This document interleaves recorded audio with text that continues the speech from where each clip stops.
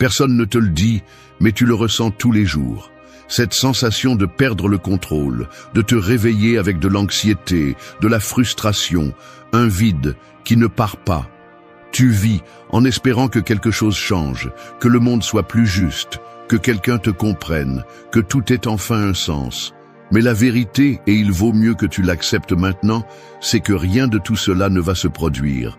Pas tant que tu continues à croire que le problème est à l'extérieur, pas tant que tu continues à fuir de toi-même. La plupart des gens vivent avec un esprit en désordre, réagissant comme des marionnettes à chaque émotion, attachés à un passé qu'ils ne peuvent pas lâcher, mendiant la validation comme si la dignité venait de l'extérieur. Mais il n'y a pas moyen de construire une vie forte, libre et authentique à partir de cette position. On ne peut pas, parce que personne ne peut le faire pour toi. Parce que tout ce que tu cherches commence au même endroit où tu as toujours refusé de regarder, à l'intérieur. Cette vidéo ne vient pas pour te donner des mots doux. Tu n'es pas ici pour qu'on caresse ton ego. Tu es ici parce que tu en as marre, parce que tu es au bord du gouffre, parce qu'au fond de toi, tu sais que tu ne peux plus remettre à plus tard ta propre transformation. Et si c'est vrai, alors il est temps de parler clairement. Il est temps d'abandonner les excuses, les histoires, les justifications. Il est temps de te reconstruire à partir de la racine. Nous allons parler de 8 leçons qui ne sont pas de jolies phrases à accrocher au mur. Ce sont des outils mentaux.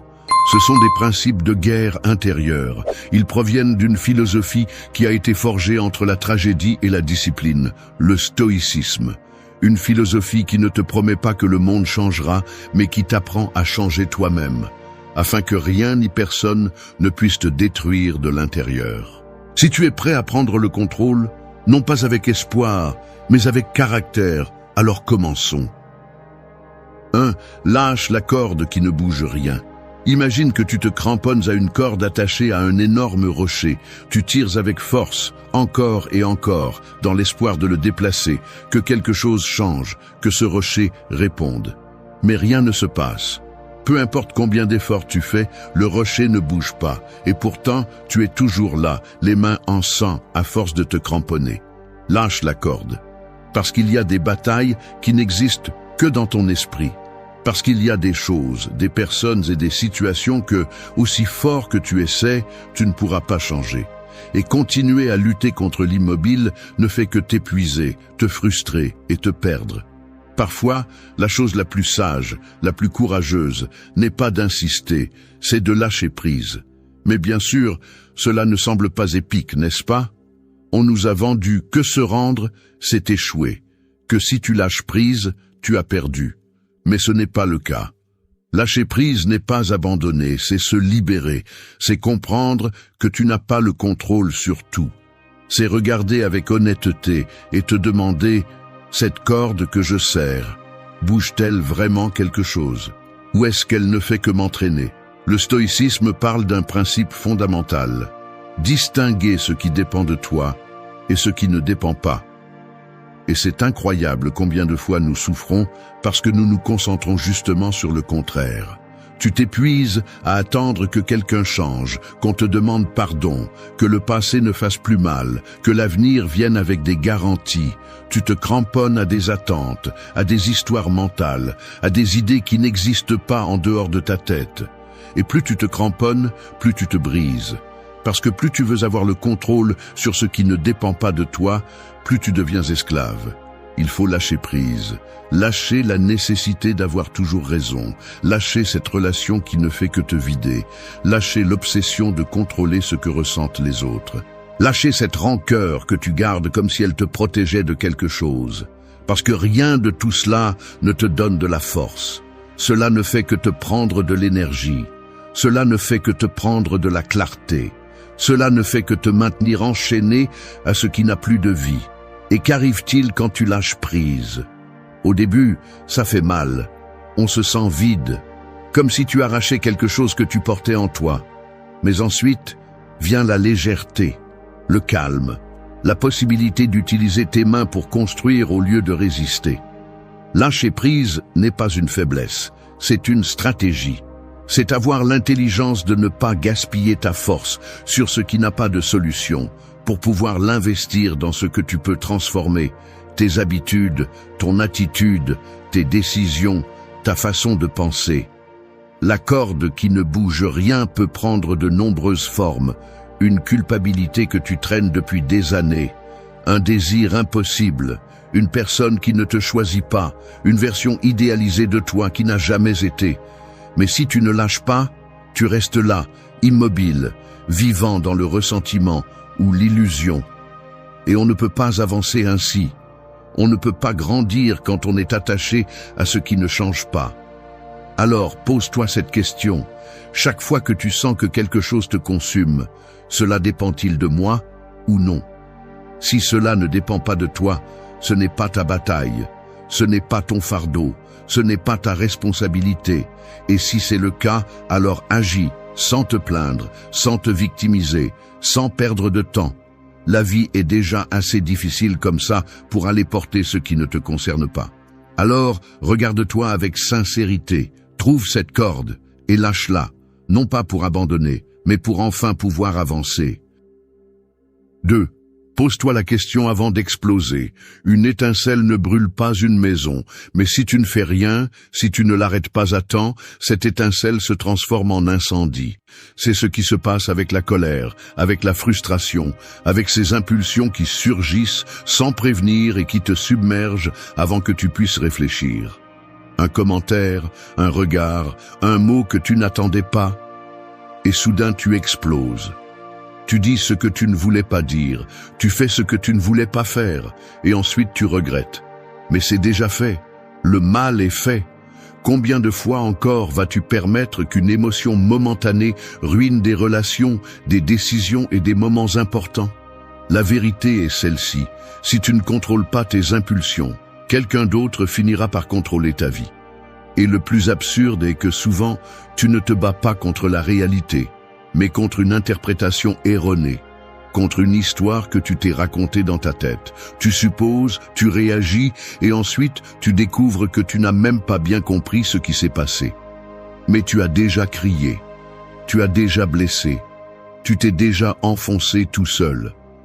Le stoïcisme enseigne qu'entre le stimulus et la réaction, il y a un espace, un microseconde qui change tout. Ce moment où tu peux te poser une seule question. Est-ce que cela mérite une explosion? Est-ce que cette émotion que je ressens me sert ou me trahit? Parce qu'il ne s'agit pas de te réprimer, il s'agit de te gouverner. Que tes émotions ne te dominent pas, mais que tu les utilises avec intelligence. Que tu ne sois pas esclave de ton tempérament, mais maître de ton caractère. Beaucoup de gens confondent explosion avec force, comme si crier était une preuve de pouvoir, comme si perdre le contrôle était un symbole d'intensité. Mais c'est l'inverse. N'importe qui peut exploser, n'importe qui peut se laisser emporter par la colère ou par la peur. Ce que peu de gens peuvent faire, c'est rester calme au milieu du feu. C'est ça la force. C'est ça le vrai pouvoir. Et non, il ne s'agit pas de tout laisser passer, de devenir indifférent ou froid. Il s'agit d'agir avec stratégie. De ne pas te fatiguer avec ce qui ne vaut pas la peine, de ne pas permettre que l'extérieur décide de ton état intérieur, parce que chaque fois que tu réagis sans réfléchir, tu te déconnectes de toi, tu cèdes le contrôle, tu deviens une marionnette de tes émotions. Te poser la question avant d'exploser est un acte de discipline mentale. Cela signifie faire une pause avant de répondre, respirer avant de frapper, analyser avant de crier. Cela signifie reconnaître que tu as le droit de ressentir, mais aussi le devoir de diriger ce que tu ressens. Et tu ne réussiras pas toujours, mais si tu commences à le faire, même une fois par jour, tu récupéreras une partie de toi que tu avais perdue. Tu ne peux pas vivre une vie forte si tu es dominé par des impulsions faibles. Tu ne peux pas construire des relations saines si chaque conflit se transforme en guerre. Tu ne peux pas avancer si chaque obstacle te fait sortir de ton centre. Alors, la prochaine fois que tu sens que tu vas exploser, arrête-toi. Regarde-toi de l'extérieur. Respire. Pose-toi la question. Est-ce que cela va m'importer demain? Est-ce que répondre de cette façon me rend plus fort? Ou est-ce que je cherche simplement à me défouler parce que je ne sais pas gérer ce que je ressens? La réponse honnête à ces questions est ce qui te fera grandir, parce que c'est là, juste là, à cet instant avant d'exploser, que commence la véritable transformation. Là où tu cesses d'être un reflet automatique et deviens quelqu'un qui décide, qui choisit, qui prend le contrôle. 3. Regarde le monde tel qu'il est, pas comme tu voudrais qu'il soit. Il y a une façon silencieuse de saboter ta vie, et c'est d'attendre que la réalité se comporte comme tu le souhaites. Vouloir que les gens agissent toujours logiquement, que le monde soit juste, que l'effort apporte toujours une récompense, que tout se déroule selon tes plans. Mais la vie ne fonctionne pas ainsi, et plus tu résistes à cette vérité, plus tu vas souffrir. C'est comme si tu marchais avec des lunettes qui déforment tout. Tu vois ce que tu veux voir, pas ce qui est. Et quand les choses ne correspondent pas à ta version idéale, tu te frustres, tu te plains, tu t'effondres. Mais le problème n'est pas le monde. Le problème est ton attente. Parce qu'il ne s'agit pas de te résigner, il s'agit de te réveiller. De comprendre que la douleur ne vient pas de ce qui se passe, mais de comment tu interprètes ce qui se passe. Le stoïcisme est brutalement honnête à ce sujet. Il dit « Ne souffre pas pour ce qui n'est pas nécessaire. Accepte la réalité telle qu'elle est, sans fioriture, sans illusion, sans fantasme. Le monde est-il injuste? Parfois oui. Les gens mentent-ils, trahissent-ils, déçoivent-ils? Bien sûr que oui. Vas-tu rencontrer des obstacles, des pertes et des erreurs? Bien sûr. Et que vas-tu faire avec ça? Te briser à chaque fois? Te fâcher contre l'univers? Te victimiser? Accepter la réalité ne signifie pas abandonner, cela signifie se préparer. Parce que lorsque tu arrêtes de te battre contre ce que tu ne peux pas changer, tu as l'énergie pour changer ce qui dépend de toi. Quand tu arrêtes de dire « ça ne devrait pas être comme ça » et que tu commences à dire « c'est comme ça, que vais-je faire avec ça ?» tu deviens fort, pratique, efficace.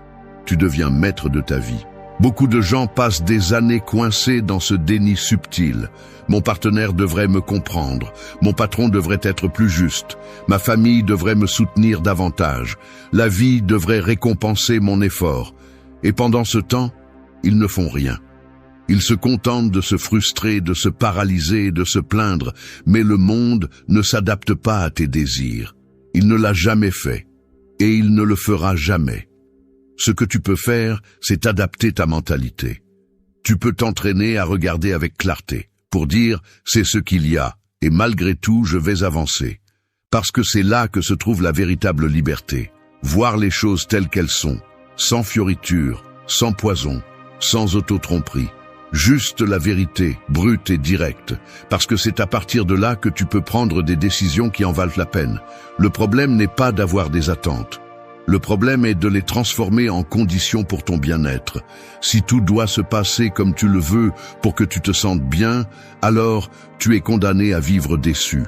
Mais si tu apprends à aller avec le courant, à ne rien prendre comme une attaque personnelle, à répondre avec du caractère au lieu de réagir avec frustration, alors personne ne peut toucher ta paix. Commence à regarder le monde tel qu'il est vraiment, pas comme tu aimerais qu'il soit. Et cela ne signifie pas te contenter. Cela signifie que tu comprends le terrain sur lequel tu te tiens. Et quand tu sais où tu es, tu peux bouger avec assurance. Tu peux agir avec intelligence. Tu peux prendre des décisions réelles sans attendre que tout soit parfait. La clarté fait mal, mais elle libère. Parce que quand tu vois ce qui est, tu peux construire sans mensonge. Tu peux vivre avec les pieds sur terre, mais avec l'âme ferme. Alors, enlève tes lunettes d'illusion. Regarde bien, non pas pour abandonner, mais pour avancer sans fantôme. Parce que la vie, telle qu'elle est, t'attend déjà. Il ne manque plus que toi pour la regarder en face. 4. Arrête de te disputer avec le passé. Imagine-toi en train de crier devant une porte fermée. Tu cries pour ce qui s'est passé, pour ce qui n'aurait pas dû se passer, pour tout ce que tu as fait et qui n'a pas marché. Mais cette porte ne te répond pas. Elle est juste là, immobile, fermée, peu importe combien de fois tu lui répètes la même chose. C'est ainsi que l'on se dispute avec le passé, inutile, épuisant, autodestructeur. Et pourtant, nous sommes là, jour après jour, pris dans une conversation qui ne peut plus rien changer. Le passé est un maître, pas un ennemi. Il est là pour t'enseigner, pas pour te définir. Mais si tu ne comprends pas cela, tu resteras enchaîné à ce qui n'existe plus, à ce qui est déjà passé, à ce que tu ne peux pas refaire. L'ironie, c'est que souvent, ce n'est pas le passé qui fait mal, mais ce que tu continues de revivre de lui. Ce n'est pas la blessure originale, c'est comment tu la grattes encore et encore.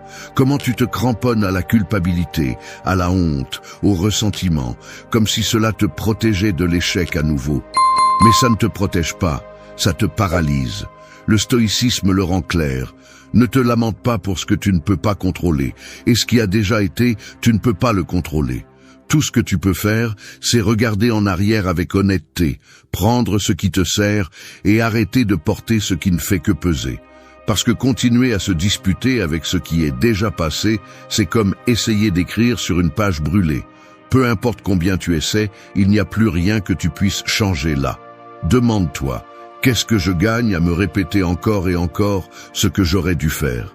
Qu'est-ce que je construis en imaginant comment tout aurait été si seulement j'avais pris une autre décision? Rien. Tu t'éloignes seulement du présent. Tu perds le maintenant pour rester attaché à un avant qui n'est plus là. Et pendant ce temps, la vie continue. Les opportunités bougent. Les gens changent. Le monde tourne. Et tu es toujours là, en train de parler avec des fantômes. Arrêter de se disputer avec le passé n'est pas oublier. Ce n'est pas faire comme si rien ne s'était passé. C'est comprendre que ce qui a été vécu a déjà rempli sa fonction, que la douleur t'a enseigné, que l'erreur t'a marqué, que la chute t'a formé, et que maintenant, c'est à toi de faire quelque chose avec ça. Pas à partir de la nostalgie ou de la culpabilité, mais à partir de la responsabilité, à partir du pouvoir que tu as aujourd'hui, ici, maintenant. Il y a des gens qui passent leur vie enterrés dans une ancienne version d'eux-mêmes. J'étais comme ça. J'ai échoué à ça. Je ne suis pas capable de ça. Mais ce qu'ils ne voient pas, c'est qu'ils continuent à répéter une vieille histoire comme si c'était leur condamnation. Alors qu'en réalité, ils pourraient commencer à en écrire une autre. Parce que le passé n'a de pouvoir que si tu continues à le lui donner. Et chaque fois que tu répètes ces phrases, chaque fois que tu l'utilises comme excuse, tu lui donnes les clés de ton présent. Alors, fais la paix avec ce que tu étais. Ne le nie pas, ne le maquille pas, mais ne le transforme pas non plus en ta prison, parce que tu n'es plus là, parce que tu as maintenant une autre conscience, parce que chaque jour est une page blanche que tu gaspilles si tu continues à écrire la même histoire brisée. Le passé peut être un outil ou une chaîne, tu décides, et si tu choisis avec courage, alors arrête de te disputer avec ce qui ne peut pas être changé. Regarde vers l'avant avec la fermeté de celui qui a déjà appris et n'a plus besoin de continuer à saigner pour la même blessure. Parce que la vraie liberté commence quand tu arrêtes de parler à hier et que tu commences à répondre à maintenant. 5. Nettoie ton esprit avant qu'il ne t'empoisonne. Ton esprit est comme une pièce, tu peux la remplir de lumière, d'ordre, de clarté, ou tu peux laisser la poussière s'accumuler, laisser les pensées sombres s'infiltrer, les ressentiments anciens, les idées qui ne mènent nulle part. Le problème est que beaucoup de gens vivent dans leur esprit comme s'ils ne pouvaient pas ouvrir une fenêtre, comme s'ils n'avaient pas le pouvoir de nettoyer ce qui se trouve à l'intérieur. Et bien sûr, avec le temps, ce qui n'était que désordre devient poison. Une pensée négative ne te détruit pas. Une émotion passagère ne te définit pas. Mais si tu les laisses rester, si tu leur donnes de l'espace pour grandir, si tu ne remets pas en question ce que tu penses et ne surveilles pas ce que tu te dis, alors oui, ils s'infiltrent jusqu'à tes os. Et le pire, c'est qu'il arrive un moment où tu ne remarques même pas que tu es contaminé. Tu te sens simplement lourd, irrité, sans motivation. Et ce n'est pas le monde. C'est ce que tu portes en toi. C'est ce bruit mental constant qui te sabote de l'ombre. Le stoïcisme insiste sur ce point. Fais attention à ce que tu laisses entrer dans ton esprit. Parce que c'est là que tout commence. Tes décisions, tes réactions, ta façon de voir la vie, tout naît de ta façon de penser. Et si ton esprit est sale, ta façon d'agir, de parler, de te comporter le sera aussi. Tu ne peux pas vivre avec clarté si tout est nuageux à l'intérieur. Quand a été la dernière fois que tu as remis en question ce que tu penses? Que tu t'es assis en silence pour observer ce qui se passe en toi, sans te juger, sans te distraire, sans chercher de coupable. Parce que c'est là, dans ce silence inconfortable, que commence le nettoyage, que commence la prise de conscience, que commence la transformation. Mais la plupart fuient, se distraient, s'enterrent dans les réseaux, le travail, le bruit, tout sauf affronter leur propre désordre. Tu ne t'en rends pas compte, mais tu respires tes propres pensées empoisonnées. Tu te répètes des histoires qui t'affaiblissent. Tu te parles comme si tu étais ton pire ennemi. Tu te sabotes avec des phrases que tu ne remets pas en question. Je ne peux pas. Ça m'arrive toujours. Je suis sûr que ça va mal se passer. Et tu le répètes tellement que tu finis par y croire, que tu le vis comme si c'était vrai. Nettoyer l'esprit n'est pas un acte magique. C'est un travail quotidien. C'est arrêter chaque fois qu'une pensée destructrice apparaît et lui dire « je ne te crois pas ». C'est ne pas laisser la peur se déguiser en logique. C'est arrêter de nourrir tes insécurités avec des excuses. C'est observer ton esprit comme un gardien qui protège un château et expulser sans pitié tout ce qui veut t'affaiblir de l'intérieur. Tu n'es pas ce que tu penses. Mais ce que tu penses, si tu le répètes assez, devient la base de ta vie. Alors décide avec quelle pensée tu veux la construire. Décide si tu vas permettre à ton esprit d'être une décharge de déchets émotionnels ou un lieu de force et de clarté. L'ennemi n'est pas toujours à l'extérieur. Souvent, il vit à l'intérieur avec ta voix, tes mots, ton visage. Et si tu ne nettoies pas cet espace, si tu n'entraînes pas ton esprit comme tu entraînes un muscle, tu finiras par croire que le monde est sombre, alors qu'en réalité tu ne vois qu'à travers la poussière que tu n'as pas osé nettoyer. Fais-le aujourd'hui, fais-le tous les jours. Ne laisse pas le poison mental s'accumuler, parce que quand tu t'en rends compte, il est déjà trop tard. Tu réagis déjà mal, tu abandonnes déjà sans savoir pourquoi. Et tout a commencé là, avec une idée que tu n'as jamais remise en question. Alors, commence à nettoyer, parce que ce que tu ne nettoies pas te détruit. 6. Ne tire pas sans réfléchir. Ton esprit est une arme. Et chaque mot que tu lances, chaque décision que tu prends à chaud, chaque action impulsive que tu lâches sans filtre, c'est comme appuyer sur la gâchette. Le problème, c'est que beaucoup de gens passent leur vie à tirer sans réfléchir, sans viser, sans mesurer les conséquences. Et puis ils se demandent pourquoi tout est cassé autour d'eux, pourquoi les relations s'effondrent, pourquoi les problèmes se multiplient, pourquoi ils vivent dans la stagnation. Mais la vérité est simple, si tu ne contrôles pas le tir, tu finis par te tirer dessus. L'impulsion n'est pas une force, la réaction n'est pas un caractère. Au contraire, agir sans réfléchir est une forme de faiblesse. C'est ne pas avoir le contrôle de soi, c'est laisser tes émotions gouverner ton comportement comme si tu étais une marionnette sans volonté. Combien de fois as-tu regretté ce que tu as dit quand tu étais en colère ? Combien de fois as-tu fait quelque chose sur un coup de tête qui a ruiné ce que tu construisais? Ce n'est pas de la malchance, c'est un manque de stratégie interne. Le stoïcisme enseigne qu'avant de parler, avant d'agir, tu dois passer par le filtre de la raison. Non pas pour réprimer ce que tu ressens, mais pour le diriger. Il ne s'agit pas d'éteindre le feu, mais de le canaliser. Parce que si tu ne le fais pas, tu brûles tout sur ton passage. Mais si tu apprends à te retenir, à réfléchir avant de tirer, alors ce feu peut t'éclairer, te construire, te faire avancer. Le véritable pouvoir réside en celui qui peut contenir le coup quand tout le monde s'attend à ce qu'il réagisse, en celui qui ne se laisse pas emporter par des provocations bon marché, en celui qui respire, analyse et décide avec la tête froide, même quand le cœur est en feu. Ce n'est pas de la faiblesse, c'est de la maîtrise, c'est de l'expertise. Tu ne peux rien construire de solide si chaque émotion te fait perdre le contrôle. Tu ne peux pas diriger ta vie si chaque situation inconfortable te pousse à agir sans réfléchir. Et tu ne peux pas grandir si chaque mot qui te dérange devient un tir automatique. Chaque fois que tu agis sans conscience, tu deviens l'esclave de tes émotions. Et ce qu'un stoïcien cherche, ce n'est pas à les réprimer, mais à les gouverner, à les diriger, à les mettre à son service, et non l'inverse. Demande-toi avant de parler, est-ce que cela va construire quelque chose ou le détruire? Est-ce que je dis cela par clarté ou par colère?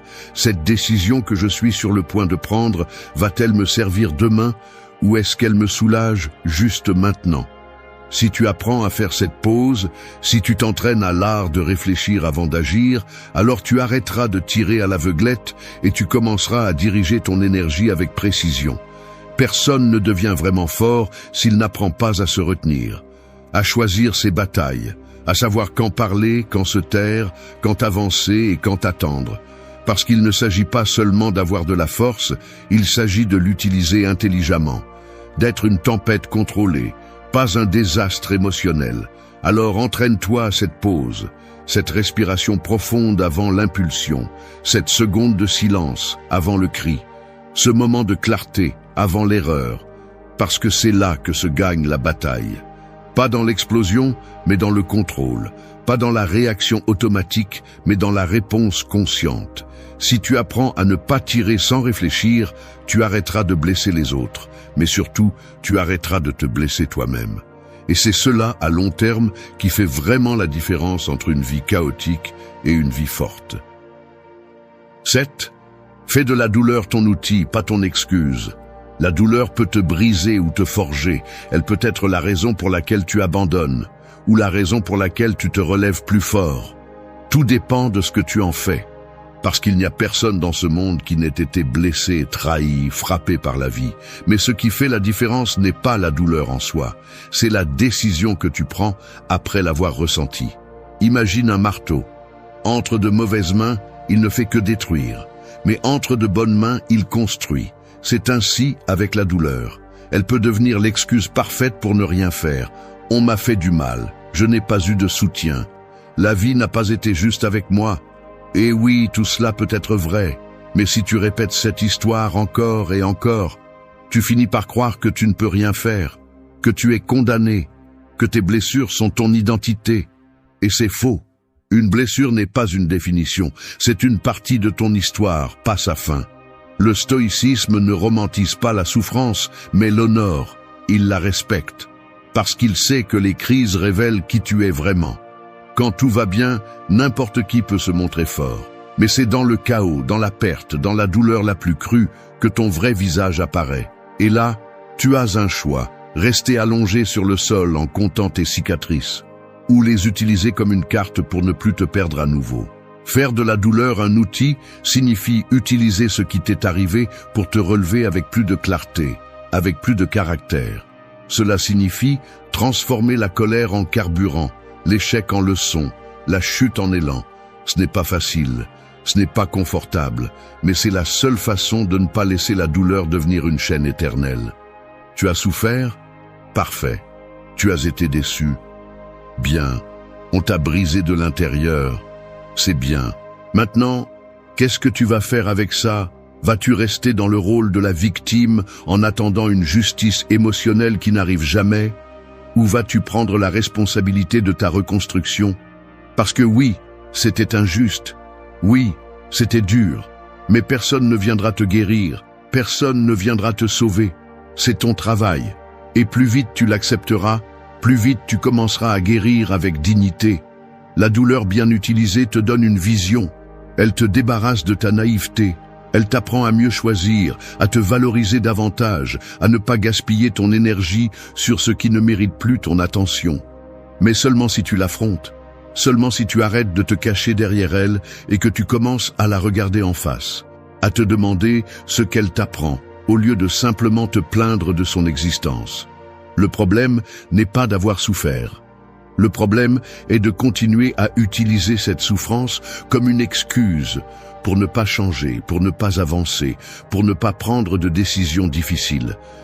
Beaucoup de gens s'accrochent à la douleur comme si c'était leur bouclier, mais ce bouclier les enferme aussi. Il les maintient stagnants, il les empêche de grandir, alors change de perspective, ne demande pas « pourquoi cela m'est-il arrivé ?» mais « qu'est-ce que je peux faire avec ça maintenant ?» parce que c'est la seule question qui te redonne le pouvoir. Le reste n'est que bruit, juste de la douleur sans direction. Et tu n'es pas venu dans cette vie pour vivre depuis la blessure, mais depuis la force qui peut naître d'elle. Fais de la douleur ton outil. Utilise-la comme preuve que tu peux résister, comme raison de ne pas retomber dans la même chose, comme rappel de ce que tu ne vas plus permettre. Parce que si tu réussis à transformer tes cicatrices en armes mentales, alors personne ne pourra plus te briser aussi facilement. Et ça, c'est le vrai pouvoir. 8. Sois intègre même si personne ne t'applaudit. L'intégrité ne fait pas de bruit, elle n'apparaît pas sur les photos, elle ne gagne pas d'applaudissements, elle ne reçoit pas de likes. Elle est silencieuse, invisible pour la plupart, mais fondamentale. C'est cette voix intérieure qui te dit ce qui est juste même quand personne ne regarde. C'est prendre le chemin difficile quand le facile est plein de raccourcis. C'est faire ce qui est juste, non pas pour la récompense, mais parce que tu ne sais pas vivre autrement. Nous vivons à une époque où tout tourne autour de l'apparence, où la validation externe vaut plus que la cohérence interne, où beaucoup se vendent pour des applaudissements, se trahissent pour l'acceptation, se déguisent pour appartenir. Mais à la fin de la journée, quand tu es seul avec toi-même, sans filtre ni masque, qui es-tu vraiment ? Le stoïcisme enseigne que le plus important est de vivre en harmonie avec tes principes, pas avec tes émotions du moment, pas avec ce que le monde attend, avec tes principes, parce que quand tu as cela clair, quand tu sais ce que tu représentes et ce que tu ne négocieras jamais, alors tu marches avec une autre fermeté. On pourra te critiquer, t'ignorer, te rejeter, mais tu sais que tu es debout sur quelque chose de réel. Et cela, même si personne ne le voit, te donne la paix. Ça te donne de la force. L'intégrité est mise à l'épreuve quand personne ne te regarde, quand tu peux choisir la facilité, le confort, la commodité. Et pourtant, tu choisis ce qui est juste. Pourquoi ? Parce que ta parole a de la valeur, parce que ta conscience n'a pas de prix, parce que tu n'es pas prêt à te trahir juste pour t'intégrer. C'est du caractère. Et le caractère ne s'achète pas, il se construit. Jour après jour, décision après décision. Être intègre dans un monde plein de fausseté est un acte de rébellion. C'est nager à contre-courant, c'est dire la vérité quand tout le monde ment. C'est maintenir tes valeurs quand on t'offre des avantages en échange de leur trahison. Et bien sûr, tu ne recevras pas toujours de reconnaissance pour cela. En fait, souvent on te jugera, on doutera de toi, on te laissera seul. Mais ton intégrité n'est pas à vendre. Elle ne peut pas dépendre des applaudissements parce que ce n'est pas de l'intégrité, c'est du théâtre. Demande-toi, qui veux-je être quand personne ne me regarde ? Quelle histoire veux-je me raconter quand je me regarde dans le miroir ? Parce que tu peux tromper les autres pendant un moment, mais tu ne pourras jamais t'échapper de toi-même. Tôt ou tard, tout ce que tu as fait en silence te pèsera ou te soutiendra. Tu décides de quel côté tu es. Tu n'es pas fort juste parce que tu as des compétences ou de l'ambition. Tu es fort quand tu restes ferme, même si c'est difficile. Quand tu restes honnête, même si tu perds. Quand tu fais ce qui est juste, même si personne ne le reconnaît. Parce que dans un monde où tout le monde fait n'importe quoi pour gagner, garder ton âme intacte est déjà une victoire. Alors, ne te vends pas. Ne te rabaisse pas. Ne te trahis pas. Si tu dois avancer plus lentement, fais-le. Si tu te retrouves avec moins de gens à tes côtés, que cela soit. Mais ne perds pas ce que tu as de plus précieux, ton respect de toi-même. Parce que quand tu vis avec intégrité, tu vis léger, tu vis en paix. Et cette paix, même si personne ne la voit de l'extérieur, se ressent à chaque pas que tu fais. Sois intègre même si personne ne t'applaudit. Parce qu'à la fin, quand tout le reste tombera, ce sera ton caractère qui te maintiendra debout. Merci d'être resté jusqu'à la fin de la vidéo. Si vous avez tout vu, commentez « Je suis stoïcien » comme notre signe secret, indiquant que vous êtes un véritable apprenant du stoïcisme. N'oubliez pas de vous abonner et de liker la vidéo si elle vous a plu. Rendez-vous dans la prochaine vidéo et rappelez-vous, continuez à cultiver votre esprit stoïque. It's like living with an invisible chain attached to your heart and a hand on the other end that may not even know it's holding it. Yet here you are, hoping that this hand won't let go, won't push you or drag you where you don't want to go. Every heartbeat, every decision, every breath conditioned by what someone else does or doesn't do is the silent prison of emotional dependency. Giving up control of your well-being to someone else. And the most devastating thing is not that it's been taken away by force, but accepting that at some point, you yourself handed over the key. Life doesn't tell you its truths. No one is obligated to save you, to love you exactly as you imagine, or to understand every wound you carry. Clinging to this illusion is like asking an echo to hug you back. All you'll receive is your own voice. Dig without the warmth you seek. And the worst part is that in the process, your value becomes a currency that only has meaning when others validate it, leaving you empty if they don't. The Stoics knew this with disturbing clarity. The only thing you have absolute control over is your mind, your perceptions, and your actions. If you abandon them, you end up with nothing. It's not about becoming someone cold or distant, but someone capable of being your own root, solid even when the whole world blows in the opposite direction. Because the day you learn to support yourself without depending on a stranger's hand, the chain will break, and at that moment, you'll discover that you never needed anyone to save you. All you needed was to give back the key that has always been yours. Today we're going to talk about how to do it, not so that you hear it as a nice idea, but so that you can turn it into a definitive decision. 1. Take absolute responsibility for your well-being. It's like walking in the rain hoping that someone else will hold the umbrella for you. You look up at the sky, feel the water soaking you, and trust that someone else will appear to protect you from the cold and the storm. But no one comes, and while you wait, you keep getting wet. This is the life of someone who entrusts their well-being to others, subordinating their peace to the will, mood, or attention of others. This waiting is a deception that wears you down because it convinces you to take the umbrella yourself when you've always had the capacity to do so. Taking absolute responsibility for your well-being is not empty personal development advice. It's an act of brutal maturity that requires breaking with deeply ingrained habits. It means stopping making excuses, stopping blaming the past or circumstances, and letting go of waiting for others to solve what you don't want to face. It means understanding that your peace, emotional health, and sense of purpose depend on you, even on days when the world seems against you. The Stoics knew this and repeated it with uncomfortable clarity. What is within your control is sacred, and giving it away is the fastest way to lose yourself. When you make your well-being someone else's responsibility, you give up your freedom. And without inner freedom, any setback can destroy you. That's why being responsible for yourself doesn't mean closing yourself off from help, but rather ensuring that your stability doesn't waver when that help doesn't arrive.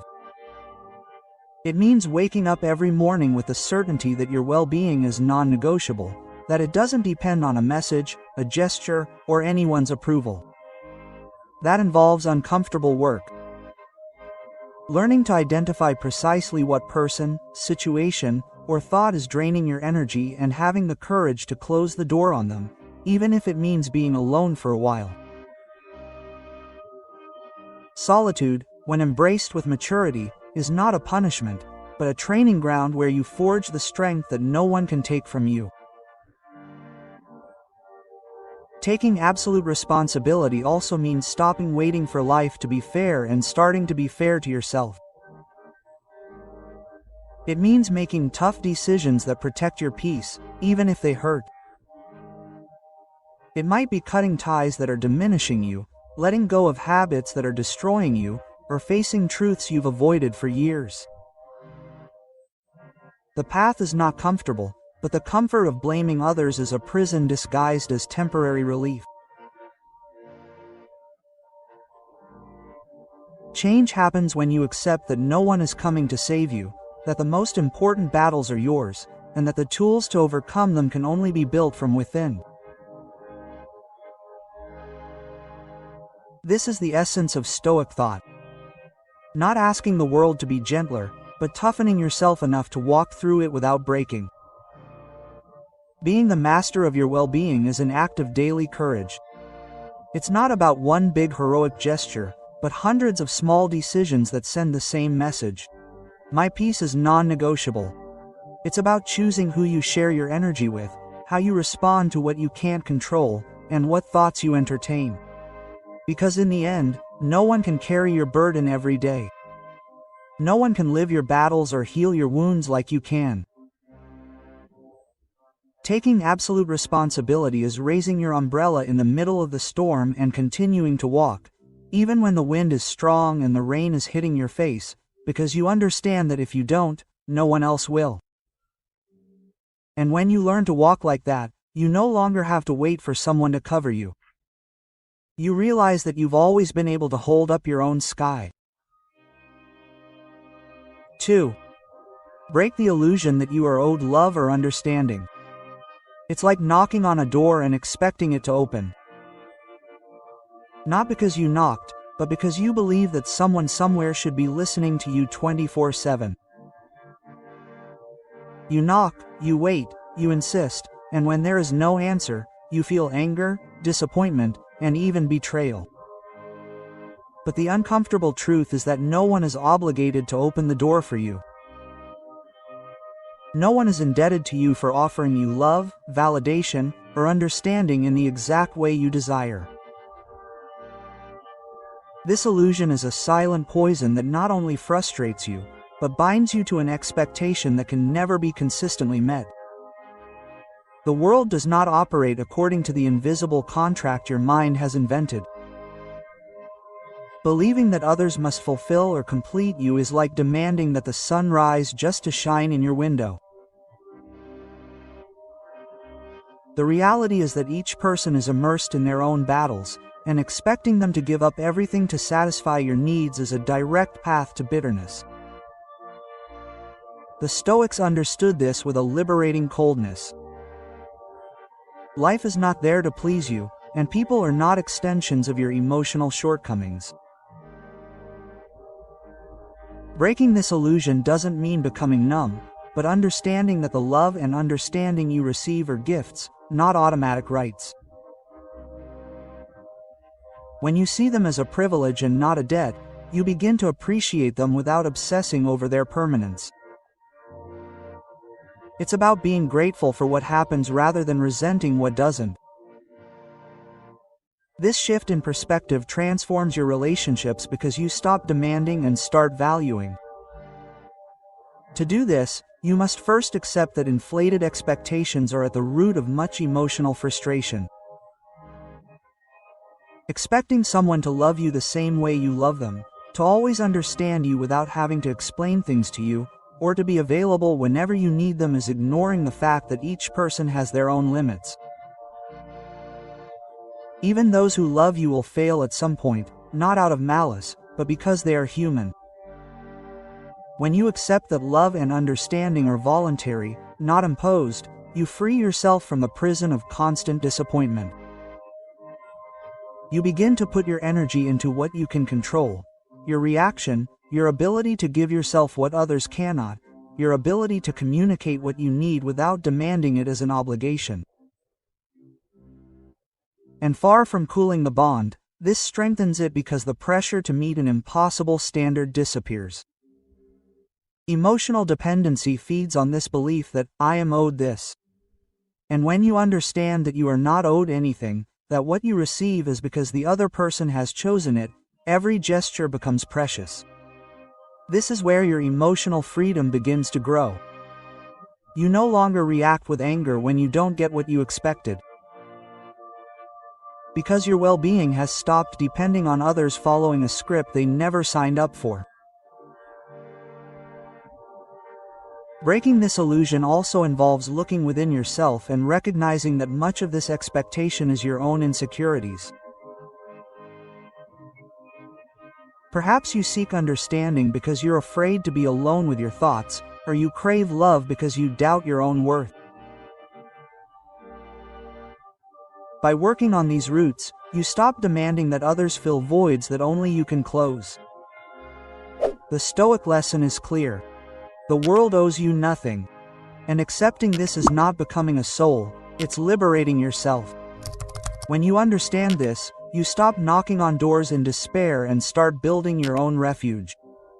So, the day someone knocks and comes in, it will be because they want to be there, not because they feel obligated to be there. And that is the only presence that is truly worthwhile. Recognize and affirm your own worth. It is like living in a house with closed windows and heavy curtains, waiting for the light to come in. Outside, the sun shines brightly, but you remain in the darkness because you never bothered to open the blinds. That is what happens when you do not recognize your own worth. The light has always been there, but you keep it blocked, waiting for others to be the ones to illuminate your interior. And if you depend on this external light, you will live in darkness every time there is no one to turn it on for you. Recognizing your worth is not about inflating your ego, it is about objectively knowing who you are and what you deserve without needing someone else to certify it. It's understanding that your importance isn't measured by the number of people who applaud, follow, or approve of you, but by the consistency with which you live your principles. The problem is that many measure their values like the price of a stock on the stock exchange. It goes up when there's interest and down when there's no attention. This instability is the perfect breeding ground for emotional dependency. The Stoics taught that what's inside you is enough if you learn to see it clearly. Marc Aurèle said that a man's worth lies in his ability to govern himself, not in the recognition he receives. Clinging to outside opinions to know who you are is like asking a stranger to tell you if your house is safe without ever having been inside. The only voice authorized to measure your worth is your own. And if you ignore that, any outside comment could bring you down. Affirming your worth is not a one-time task that remains fixed. It is a daily exercise. It means standing up and remembering what you have overcome, what you have built, what qualities sustain you even in the toughest moments. It also means learning to speak to yourself with respect because the way you treat yourself creates the mold for how you will allow others to treat you. If your internal dialogue is filled with ruthless self-criticism, it is not strange that you accept relationships where you are looked down upon. To strengthen this internal affirmation, it is necessary to stop comparing yourself to others. Constant comparison is a hole through which your self-esteem escapes. There will always be someone more advanced, more successful, or more recognized. But that does not diminish who you are or what you have accomplished. A tree does not cease to be strong simply because a larger one grows next to it. Each one fulfills its purpose and flourishes at its own pace. Part of this process is learning to acknowledge your accomplishments without minimizing them. Many people have the habit of minimizing what they've done as if admitting they're proud of it is a sin. But if you don't celebrate your victories, no matter how small, your mind begins to register that nothing you do is enough. This creates a cycle of dissatisfaction that causes you to seek external validation that you're not giving yourself. Self-worth is also maintained within your boundaries. Knowing how to say no when something doesn't work for you, even if it disappoints others, is a way of reaffirming yourself. Every time you give in to something that threatens your peace or dignity, you send the message that your worth is negotiable. And negotiable worth is worth that will eventually be diminished. When you acknowledge and affirm your worth, you stop being a wasteland waiting for others to cultivate it. You become a fertile space that grows on its own. And if someone comes along to add, they do so on a solid foundation. So your light no longer depends on someone opening the curtains because you have learned to open them yourself and let your inner sun shine without permission. 4. Listen to and strengthen your inner voice. There are times when it is not the world that shouts at you the loudest, but you yourself. But with a false voice, that inner voice shaped by past criticisms, by constant comparisons, by phrases you once believed and that have remained tattooed in your mind. It speaks to you as an echo of everything you have heard from others, not as the authentic version of you. And the most dangerous thing is that if you do not question it, you begin to confuse it with the truth. Listening to your true inner voice is not simply listening to yourself, it is learning to separate the inherited noise from who you really are. It is like cleaning a fogged glass.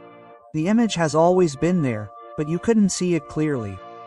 The Stoics understood it as an exercise in self-governance. You can't direct your life if what you hear inside doesn't belong to you, if other hands have written your inner script. To strengthen this authentic voice, you must first create a space where it can speak without interruption.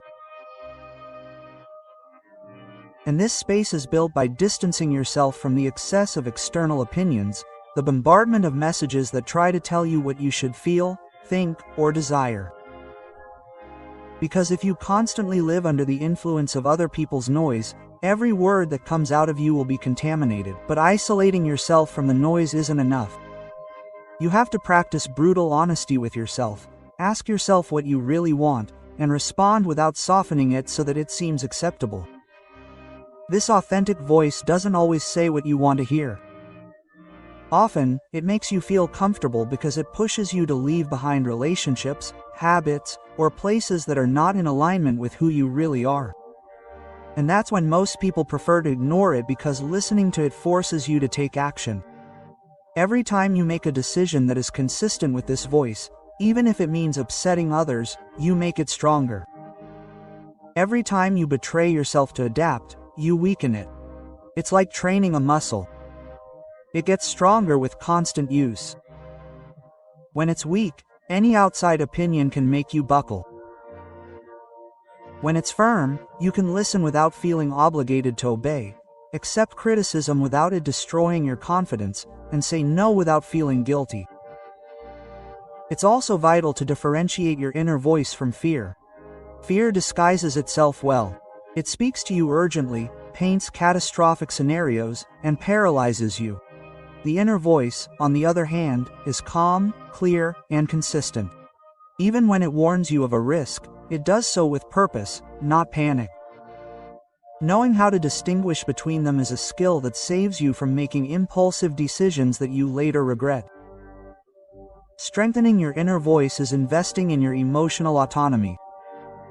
It is ensuring that your decisions are not dependent on the applause or judgment of others. It is living by your principles, even if that means walking alone for a while.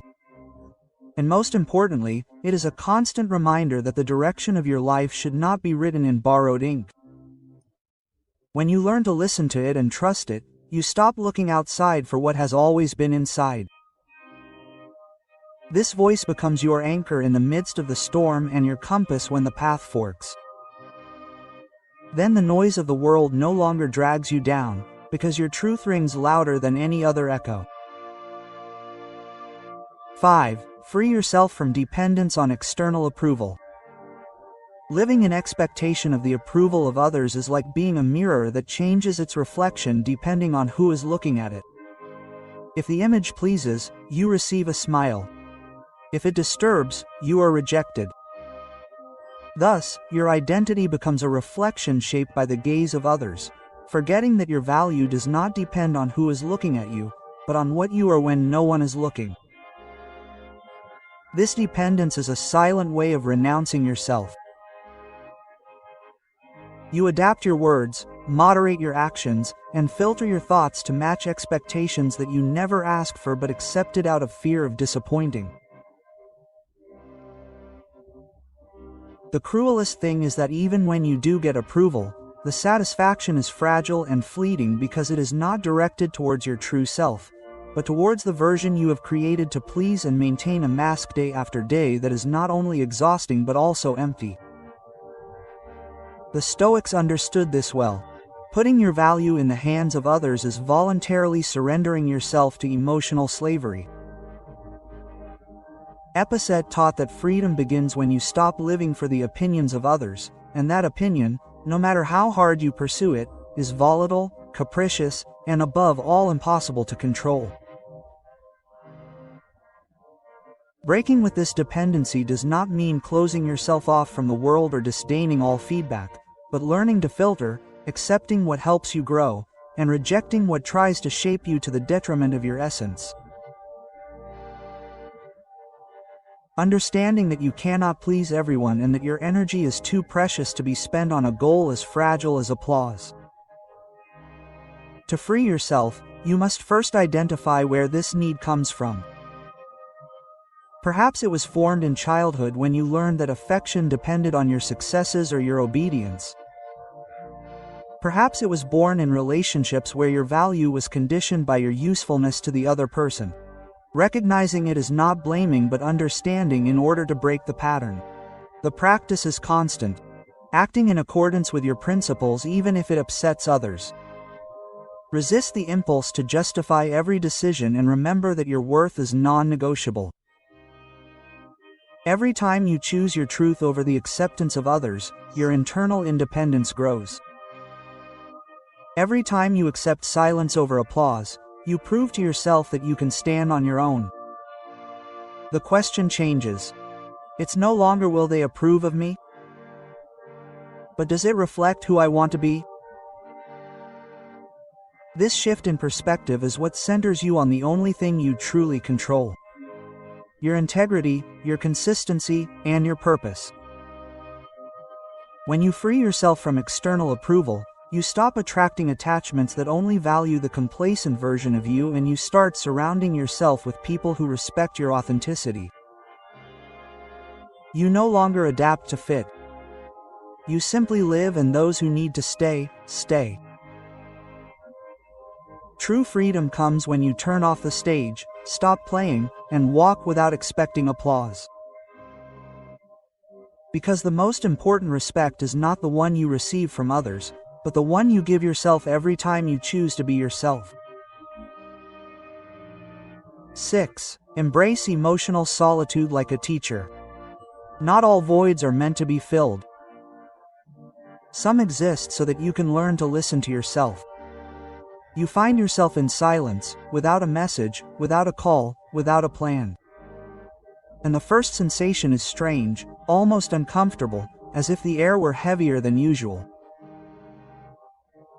That's when you realize that it's not the silence that's disturbing, but everything that comes to the surface when there's no noise to cover it up. Emotional solitude has that power. It lays you bare to yourself without disguise or shortcut. Embracing this solitude doesn't mean isolating yourself from the world or closing yourself off from affection. It means understanding that the most important company you'll ever have in your life is your own. The Stoics saw it as a test of inner strength. If you can be with yourself without feeling incomplete, you are free. Because when your peace depends on the presence of others, their absence becomes your ruin. Society has disguised solitude as a punishment. We have been taught that being alone means there is something wrong with you, that you lack something, that you are not enough. And out of fear of this label, many accept any company, even one that steals their energy, just so they don't have to confront themselves. But the truth is that solitude does not take away from you. It gives you back what you have given without measure: your attention, your energy, your ability to decide without external pressure. In this space without interference, you begin to listen clearly. You realize that some of the decisions you have made were not your own, but the result of the need to fit in or meet external expectations. You recognize wounds you've been ignoring and patterns you've been repeating without realizing it. This is the hardest and most valuable lesson of solitude. It doesn't allow you to lie to yourself for long. Embracing it also means learning to feed yourself from your own emotional resources. Not waiting for validation to always come from outside, but practicing respect and affection for yourself in a deliberate way. And discovering that you can be your own refuge, your own support, and your own motivation. When you succeed in this, the way you relate to others changes. You no longer relate to yourself out of necessity but out of choice. Emotional solitude, properly understood, becomes a silent practice. It teaches you patience, self-control, and mental clarity. It forces you to take responsibility for how you feel and to stop blaming others for voids that only you can fill. And when you learn to be comfortable with yourself, your presence becomes more solid, more serene, and more authentic to those around you. Accepting this teacher means understanding that every moment without company is not a loss.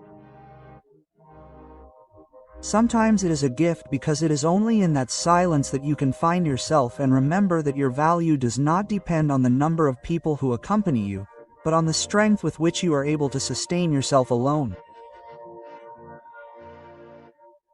When you manage to see solitude in this way, it ceases to be an enemy and becomes the best ally for building a life where your peace depends on no one but yourself. 7. Live in accordance with what you can control. Trying to control the uncontrollable is like trying to capture the wind with your hands. You run, you get tired, you feel like you are brushing against it, but you never manage to hold it. And while you pursue what was never meant to bring you, what you could manage slips through your fingers. This is the trap of living focused on what is beyond your control. You waste energy, peace, and time in battles that were lost from the start.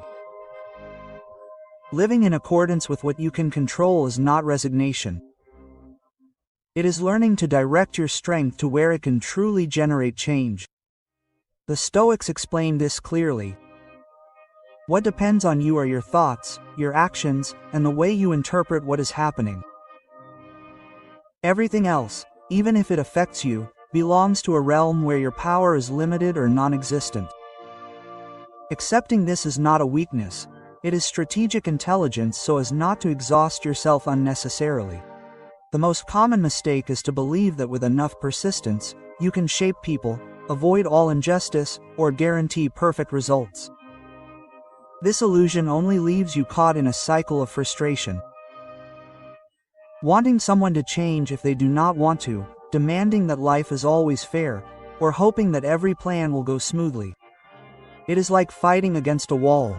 You end up getting beaten down and not moving forward. True freedom begins when you let go of what you can't control and focus your energy on what you can. This means taking full responsibility for your attitude, your choices, and your discipline. It means asking yourself in every situation, does this depend on me or not? If the answer is no, you let go. If the answer is yes, you act with everything you have. This approach doesn't turn you into a passive spectator. On the contrary, it makes you more effective. You stop getting lost in pointless discussions, anticipated fears, or resentments about things you can't change. You start investing your time in what actually builds habits, projects, relationships, and decisions that are directly in your control. It also changes the way you deal with adversity. Failure stops being a setback and becomes a lesson. Because you understand that you don't always control the outcome, but what you do next. The opinions of others lose their weight because you can't control what others think, and your energy is focused on being consistent with yourself. The Stoics knew that this practice is a daily discipline, not a one-day decision. It's practiced in the little things. Not getting upset about the weather. Accepting that the traffic doesn't move faster because you're impatient. Letting go of the need for someone to understand you if they won't listen. Every time you choose where to put your energy, you strengthen the muscle of internal control. When you aim in alignment with what you can control, your life stops feeling like a constant struggle against an unpredictable world. Not because the world is changing, but because you're now playing on your own turf. And on that turf, your mind, your decisions, and your actions, you're still the one at the helm. So even if the waves are high, your boat stays on course. Because you no longer waste your strength trying to catch the wind, but instead direct your journey. Thank support without turning it into a demand. Receiving help is like feeling the warmth of a fire on a cold night. It comforts, illuminates, and gives you the strength to continue. But if you start believing that this fire must always be lit for you, you risk forgetting that you can also light your own. This is what happens when the support of others turns from a gift to a demand. What you were previously thankful for turns into something you take for granted. And if it doesn't happen, you interpret it as abandonment or betrayal. Thanking without demanding is understanding that the true value of support lies in its willingness. No one is obliged to always support you. The people who help you do so because they choose to do so, and that choice deserves respect, not dependence. The Stoics understood this. Receive with gratitude what comes from the outside, but do not tie your well-being to it. So, if support comes, you benefit from it. If it does not, you remain strong. When you turn support into an obligation to others, you do not only become dependent. You also exhaust relationships. Love, understanding, and help lose their power when given under pressure.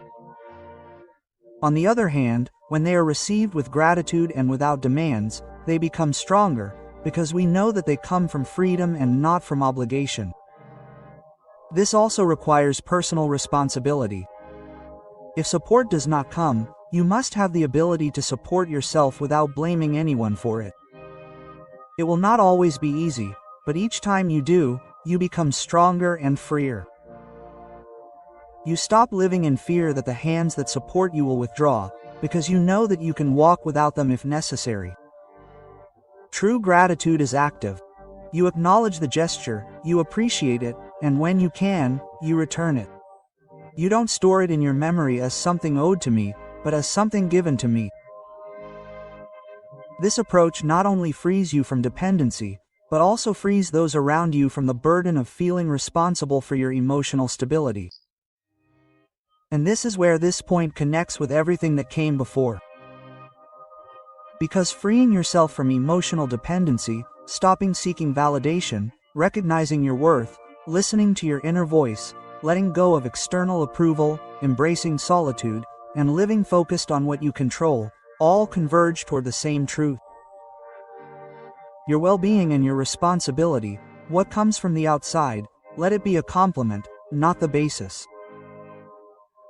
If you've come this far, it means you're ready to face reality, even if it's inconvenient.